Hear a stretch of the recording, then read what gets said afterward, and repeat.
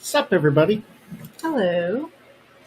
We are getting ready to do the Carnival Pride 555 review.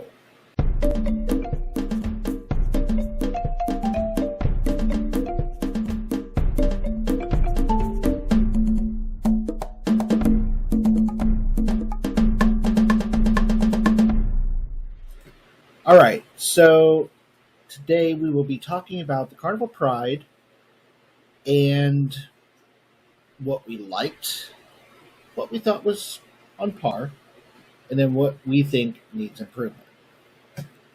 So just keep in mind that this ship was updated since we were on the ship. So some things could have already been done. It's just what we seen while we were on the ship.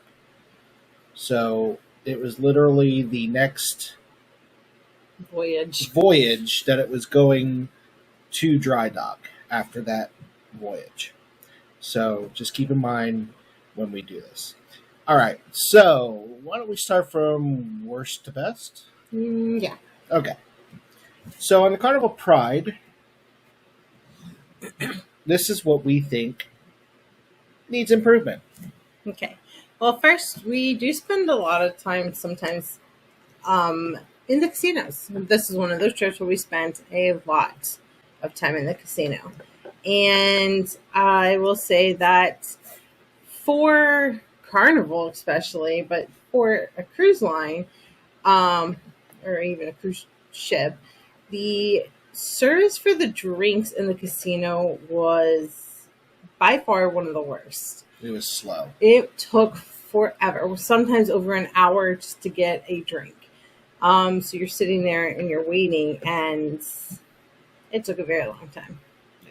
Even if you tip well. Even if you tip well as they were bringing them, there was never one person per section. It wasn't like you kept getting the same person.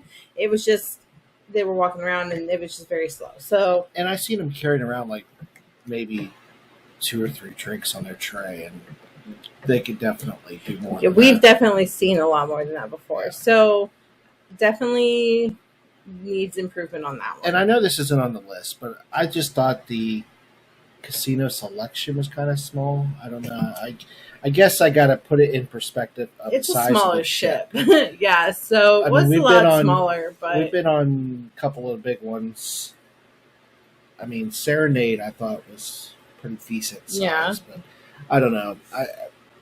Maybe because it was busy, because it was a busy casino. It was hard to find, a machine that you wanted to be on. Yeah.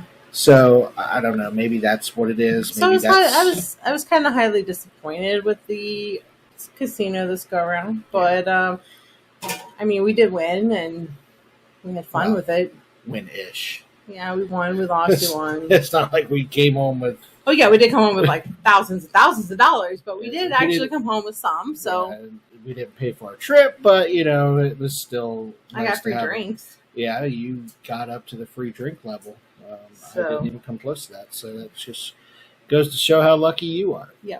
Okay, so definitely the casino one. Yeah.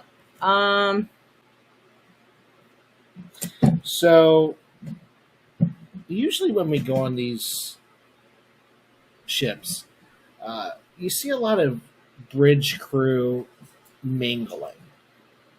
So we see a lot of the captain. We see the entertainment director, the cruise director. And this go around, we didn't really see that, especially like the cruise director. I just thought that he. It's kind of MIA. Yeah. I think we've seen him once in an elevator. Yeah. But that was it. That was it. So. Like a couple of the other ones, even on the small ship, Jamie from, Serenade, he very much mingled with people. They were constantly out there drinking coffee with people, getting drinks or. Cookie was out there. Cookie was all over the place. So, we always see the bridge crew. So this go around, we didn't really see them, and I don't know. It's kind of sad because I don't know. Yeah. Would have been cool. It would have been cool. I like talking to, bumping into the captain on the. We've done that several times, and we'll chat with the captain for a minute. So, not to say that they didn't want to. I'm just saying we didn't see them. Yeah. Okay, so we'll go ahead and get this one out of the way. The needs updates. Yeah, so when we were on the ship, now we again know that the ship has been upgraded. But when we were on the ship, there was rust everywhere, running paint. There was tile that were broken. It did not have the new Carnival paint job. Now it does. Mm-hmm. The tiles were broken in a lot of the areas, the floors. There was just a lot of. I know it's an old ship, so I don't want to say it was very damaged, but and there was really no upkeep to that point. I think you got to realize that they knew it was going into dry dock, so they weren't going to repair a lot of parts. I get that, I do, but in the same sense, like that was something that was kind of sad to see because this is a ship we revisited and to see how it was then. And we really liked the ship. Yeah, not to say I don't like the ship. I'd go on it again in a heartbeat. Oh yeah, but it was kind of sad to see like the degradation it had come to before going into dry dock. So I don't know. To me, it was sad to see. So it was definitely not one of my favorite parts of it. Right. So. Okay. Yeah. Guest services location. So this is a weird one for us because we probably visit guest services once or twice during the cruise, so it's not really a big ordeal. Like, I think the only cruise we ever was at guest services every day was on the Horizon. Oh my gosh! But otherwise, guest services really doesn't affect what we do. But when you're trying to navigate service dogs and people and trying to keep out of the way but get things done. Yeah. The location of the guest services was a bad location. It was tucked in the corner. It's tucked in the corner next to the stage and the stairwell, and it's high traffic. I know, it was just horrible. I know there's not a lot they can do with that because of the location, but it's just something we've seen and something we're not used to dealing with. Mm-hmm. It's just, we didn't like it. Yeah. So, and it kind of the line went in front of one of the doors that the officers come out of. Right, so that was it was constantly opening and closing. So it was like we're constantly moving the dogs back and moving them forward. But you can't do a whole lot because you're in line. So it was really bad spot. So definitely not one of our favorite parts. No. But the next thing that kind of leads into it is talking about our service dogs. Their relief stations, usually in a very untrafficked area, and it's on one side of the ship. There's literally only one. So there's one side of the ship, on a certain level. It's usually on the center walkway of the ship. So like you got your upper deck of the ship where the Lido deck and Sun deck are, and then you got your interior levels of the ship. Well, it's kind of right there within the interior, but it's outside.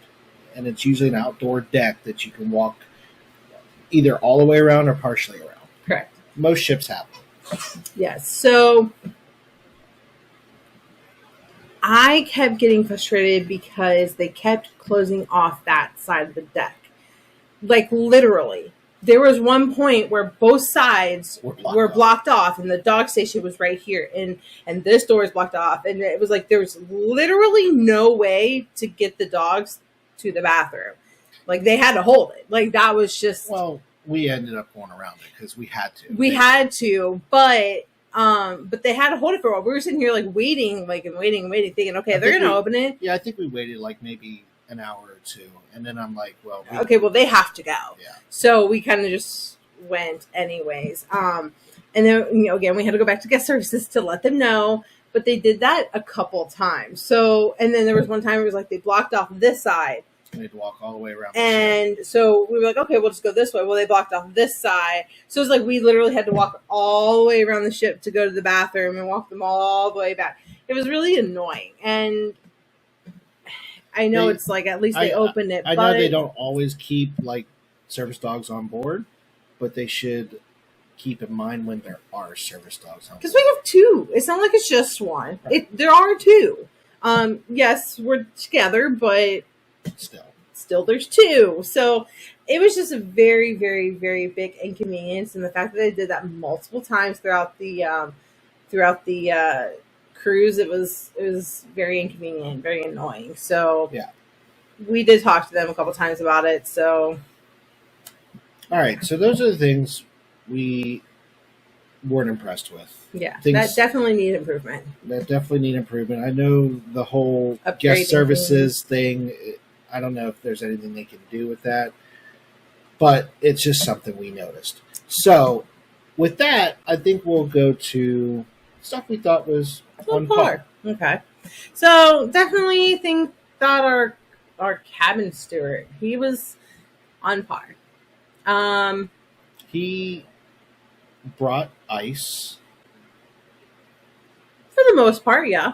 Like, I don't think we ever really didn't have ice. Yeah. Those of you that don't know, I like ice in my room because sometimes, it is safe to drink the water out of the sink. So it's not cold. So we put ice in it. To make it cold. Or sometimes we'll have a drink and we bring it back to the room. And it needs more ice. Yeah. So it's just nice. Sometimes I just have a cup of ice. So yeah. So again, cabin steward on par. Didn't go out of their way. We didn't always get an animal. I think we missed one day of towel animal. It was 2 until I said something, and then he's like, "Oh yeah, I was coming back." He's like 4 rooms down, so he kind of came back and did it. But yeah, we did miss one actual day of not having one, so it's kind of sad. But so like on par, not the best one we've had, but not the worst either. Service dog procedures. So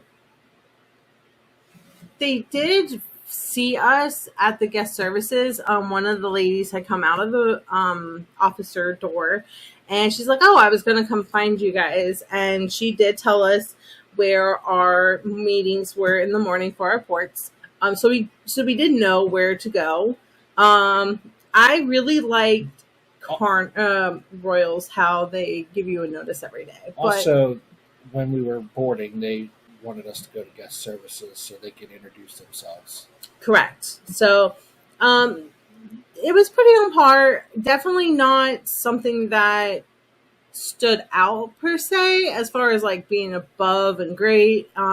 But there was some sort of routine to it. Right. There was another service dog on board that I was not happy with. There was actually 2 other service dogs on board. Correct. But we didn't see one of them the whole time we were there, except the first day that we were boarding. Correct. But I did see the other service didn't we also have one of the drug dogs on board? I think in the beginning. Oh, okay. He didn't sail with us. Okay. But there was another service dog we didn't see him about the first day. But there was another one that was a little... I mean, even in the port, initially, that dog was trying to attack the drug dogs, the big German shepherds. Well, let's put it this way. The big German shepherd tried to jump at my dog. Yeah. And our dogs just kind of looked at him and laid their heads back down. Yeah, our dogs didn't even flinch. They were just like, oh. They were highly impressed. I mean, they even sat their dogs, because there's 2 big German shepherds there. They set their dogs there, and the guy was talking about how the other dog, I mean, you could hear it clear across the terminal. I was the little dog. That too, but I was talking about when we were in Mexico. Oh. The Mexican German Shepherd. Oh yeah, that one. Our dogs just kind of let them continue walking. They didn't even flinch on that one. But I was talking about in the terminal when we were initially getting on board. That dog, how it tried to attack the German Shepherd there. Yeah. They said their service dog's there, and then they were like, "Oh, there's another one." He goes, "Oh yeah, but they're good. Don't even worry about it." He goes, "Yeah, well that one just tried to eat my dog," and he goes, "Yeah, I would have had it for a snack." Like it was just a littler dog, but it tried to come at our dogs a couple times, and one of them caught us off guard. Yeah, usually we're pretty good at because we were in the candy, like, hey, dog coming or whatever. Yeah, we were in the a Cherry on Top, the candy store, and obviously the dogs were just sitting there, and they walked past, and that she did not have a tight leash on the dog. No, she did not. The dog clearly stepped into the Cherry on Top. I even think it was a retractable. Yeah. So it was definitely not. And then it tried to attack the inspector in Mexico that came on. It tried to attack the inspector. Like, that is not okay. That's what makes it hard for people like us who have to bring our dogs on. So if your dog cannot behave in public, do not bring them on a cruise ship. Because we're in the middle of the ocean. And if you do something to my dog or distract my dog and my dog gets hurt, we're screwed in the middle of the ocean. And if something happens and we have to fly out, that's not okay. Right. So, service dog procedures were on par, but that experience was not okay. Right. Keep your emotional support animal at home. Yes, because they're not allowed on cruise ships. But I will say, the dog inspection location was pretty much on par, which is our next point. It was in the library next to the coffee place. So while we were waiting, we were able to have coffee, sit down in the lounge area. It was nice. It was nice. Able to sit and wait. Like, when just going back to like Serenade, where we were in the dining, the main dining room, and it just felt like I was in the way. Even though it's so big, you're just standing there like, you're kind of like twiddling your thumbs, trying to, you're looking around like, oh, sorry, my bad. Dog, come over here, because you think you're, like you said, you're in the way of all these procedures. But here, it definitely was very relaxed. Like, they had their little meeting off over here in the actual library. Yeah. They came out, the inspector came out to us and the other ESA. So it wasn't. It wasn't. So it I wasn't, can't. But it just. Anyways, we're just gonna go with a not well behaved service dog.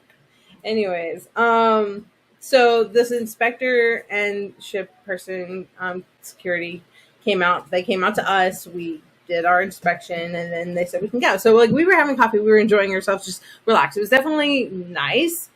It wasn't like, oh my god, this is the best ever. I will definitely say so far Royals got that one beat. But it was nice. Yeah. It was nice. It was easy going. Very easy going. All right. So our next one is the food on board. I thought it was pretty good. I mean, it wasn't above and beyond, but it wasn't the worst we ever had. Yeah. It wasn't the worst Carnival food. Yeah, I thought it was edible. The pizza was good. The buffet was good. Usually, especially if we caught it just opening, usually pretty good. A little disappointed to get no chocolate cake this go around. Really was looking forward to that, but the sushi place was amazing. Yeah, you had sushi. Was it Did you almost say Ginza? I did. That's my sushi place here. Okay. Bonsai. Okay, so that was really good. I had these little dumpling things. They were so good. They're like crab or something. I don't know. They were really good. Yeah. So, food on board was good.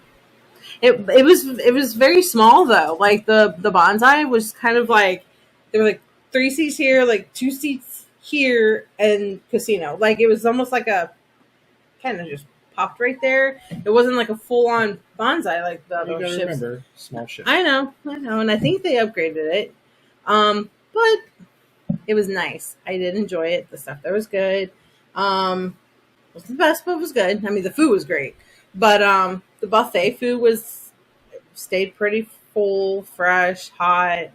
Um, the actual staff of the buffet were interactive. If you wanted something, they would try to figure it out. Still gonna say it. No bacon every other day. Bacon every other day. Or sausage. And they don't even alternate. It drives me crazy. They don't even alternate it. At least alternate it. If you're going to do sausage one day and bacon the next, at least alternate it. Don't put sausage and bacon on the same day if you're going to restrict it. Yeah. Still drives me crazy. But we did not go to it's going to be a complaint every time I do one of these. We didn't go to the main buffet or the main dining. It's not our thing. So can't do a review on that, but everything else we can. And of course, we didn't do any specialty dining, but other than the bonsai. So.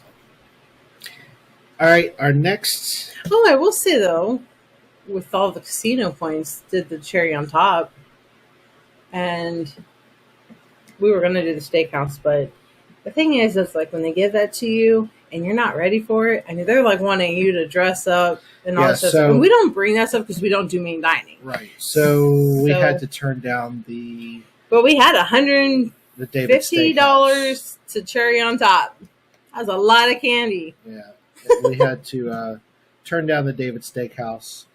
But that would have been kind of cool to go to, considering it was the second to last sailing with David Steakhouse. Yeah. We'll get to that in a moment. All right, the next thing is the cabin and bed. I thought the cabin was on par. I thought it was a nice cabin. Your typical clean, nice standard cabin. Standard balcony cabin. We did have the partition opened because my aunt was next to us, so we had that open. That was nice. The only thing I didn't like about that is how it opened. I mean, it affected her more than it did us, but it blocks her view. Like you have the window and then you have the door. So that partition blocks her view from her window. Like if she's laying in her bed, she's seeing a partition. So that kind of sucks for her, but other than that, I mean, she was okay with it. Yeah, she was okay with it. But I mean, if we were in it, it would kind of suck. Yeah, but since she liked us having that open, and we liked it too. The dogs thought it was the coolest thing ever. Yeah. Especially if she propped her door and we propped our door. The dogs would just kind of go back and forth. So it was nice. I even took a nap out on that deck. Oh my gosh, him and Penny did. So that was nice. I went into her room and read with her. So. Yeah, it was all nice. So let's go to our likes. Okay. Our 5 top favorite things. 5 things that we really liked about the Carnival Pride. You can start with what you were just talking about. The David Steakhouse. So again, I know David's Steakhouse doesn't exist anymore on the Pride, but while we were on there, it did. And the statue of David. Now, I'm going to complain about the statue of David having a fig leaf. But because we initially were on it, there was no leaf. Back in 2011, when we were on this ship, there was no fig leaf there. And I just think it's a natural thing. And I think there's so many monuments and statues and other places that it's like that show these things, men and women. And they don't cover it, but so you're messing with something that's in a sense like historic, and I think that's not right. So, like I said, the statue of David in there was really cool. I just really like that because that's something you don't see on a cruise ship, and it's unfortunate that they changed it to Fahrenheit 555 and took David out. But it was nice to see one last time before they took it out. Yeah, it was cool. Look down in the glass and you just see David. David. Exactly. You could be up on, the deck where the funnel is, and it's a glass funnel, so you can look down at David and everybody in the steakhouse. It was pretty cool. Yeah, but it's not there no It more. is what it is. But speaking of ship, we'll do the ship layout. Yeah. So the layout for the older ship is, I think, pretty on par, actually above par. You consider the if I could spit it out, that ship is the same age as like Paradise. the Paradise. Paradise So, was not laid out right. It no, was you had to go to different decks to get. to cut across, yeah. and it was just annoying. So the layout of this ship, and keep in mind that this ship has more balcony rooms than interior rooms. Yeah. So, But the layout was it's definitely easy to navigate through. So like, it's not like very confusing. You can learn it very quickly. I know it's smaller, but you can learn it very quickly. Because it's all just, it flows. Yeah. It flows for an older ship. Like, it flows real nice. They did a good job on deck plans on this ship. Yeah. Speaking of the decks and layouts and things like that, I will say the next point that I have is the decor. And not just the decor, but it's like the details on the decor. I call it a organized chaos. There is so many little details in one little spot. Right. And you think about each specific thing, and you're like, oh my God, this is just too much. But it's so organized that it works. So, like, if you go on a newer ship, like the Carnival Celebration, it's going to be more modern. Mm-hmm. You're not going to have that layout type situation going in. You walk into the Mermaid Lounge, or whatever it's called, and you walk into it, and it's beautiful. You got mermaids as the pillars and stuff like that. It's really cool. But you go on a newer ship like, the Horizon or the Celebration. It's just modern. I mean, not to say it's not nice, but it's just modern. Yeah. So, like in the atrium. The atrium is still one of my favorite parts on the ship. Mm-hmm. There's just so many little details per square. Right. And it's, like I said, you look at each part and you're thinking, oh my gosh, like, that's a lot. That's a lot of details. But it works so well that it just flows, and it's so magnificent that it literally just takes your breath away. I mean, you'd look at it and you're like, oh my gosh, that's just amazing, Yeah. And that's what you look for. That's what you look for when you look into an atrium or a ship, things like that. No, don't get me wrong. The modern ones, they are nice. They're very nice. Some of them are still breathtaking. I think, I love the Swarovski crystals and the staircases of the MSC, ships. So like, each one has their own thing, but I love the detail, and it's throughout the ship. It's not just the atrium or just the Mermaid Lounge. It's everywhere you go. There's so many details in the ship. The ship has a lot of details, and it's just amazing. It's one of my favorite parts.